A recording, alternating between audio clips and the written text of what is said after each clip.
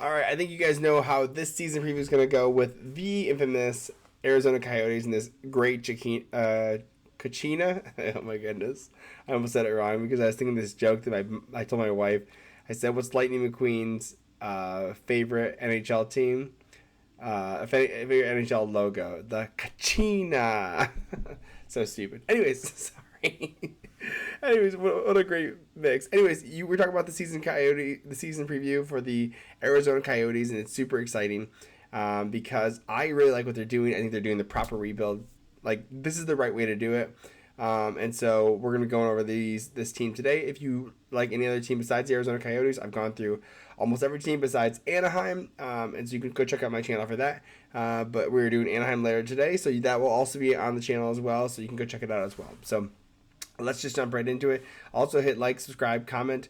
If you got anything to say, you can just even say hi. It helps out small creators like me, so I really appreciate it. Thanks a lot. See you, and let's jump over. All right, so we have the Arizona Coyotes having a little bit of cap space. By the way, they can make up as much cap space as they want to because they have a bunch of injured reserve guys, like the Jacob Voracek deal, the Shea Weber and Brian Lowe. They put them on injured reserve, not long-term injured reserve.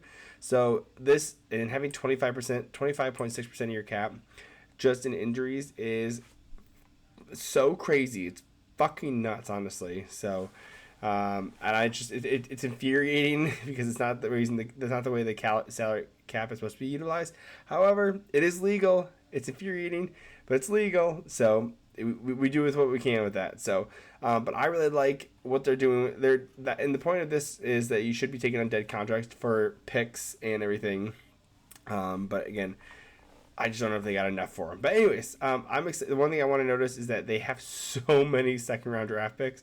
It is crazy in third rounds. I mean, this is wild. I mean, honestly, you have 10 second round draft picks in the next 3 years. I mean, if you take away they're just their own, they have 7. It's just so it's honestly wild they have this many second round draft picks.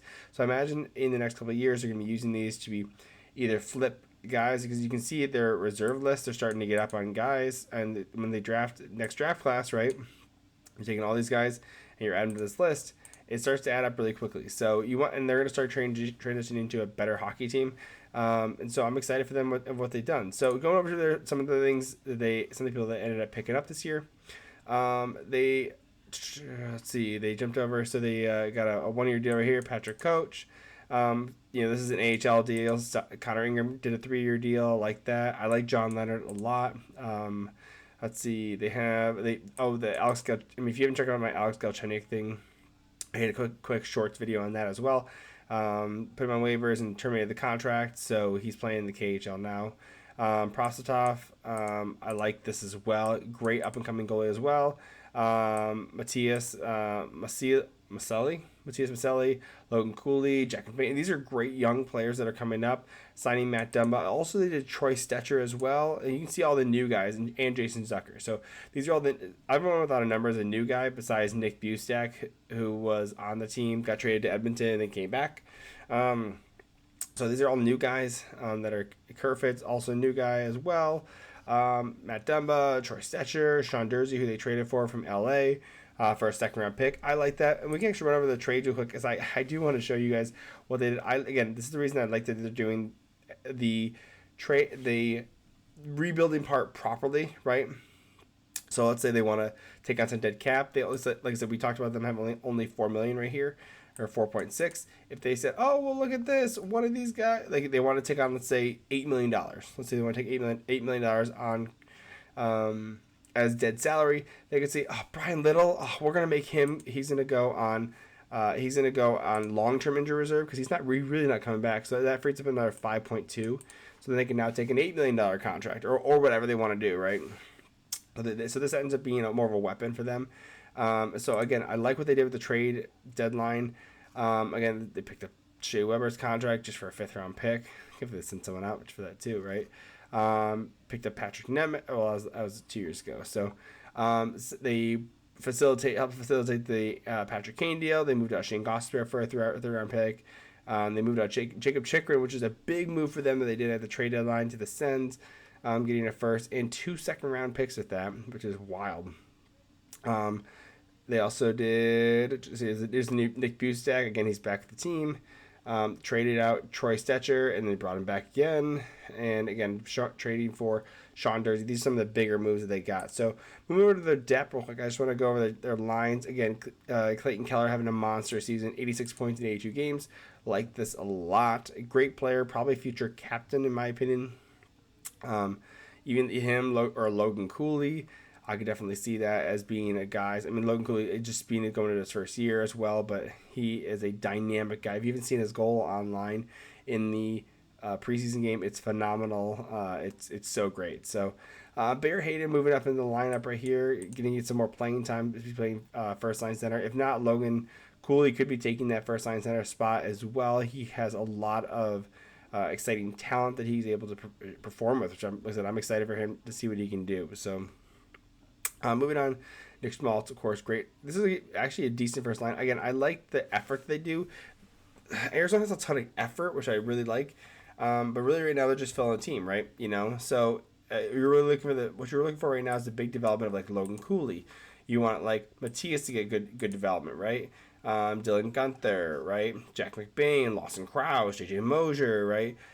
Uso Valimaki, right? Sean Dursey, even, 24 years old, right? So a lot of these guys you're looking for development from these guys. So you're putting in a position where they can thrive, and then potentially flipping guys like Troy Stetcher, right? Like flipping guys like I don't know if Travis Boyd has any value, but maybe flipping him.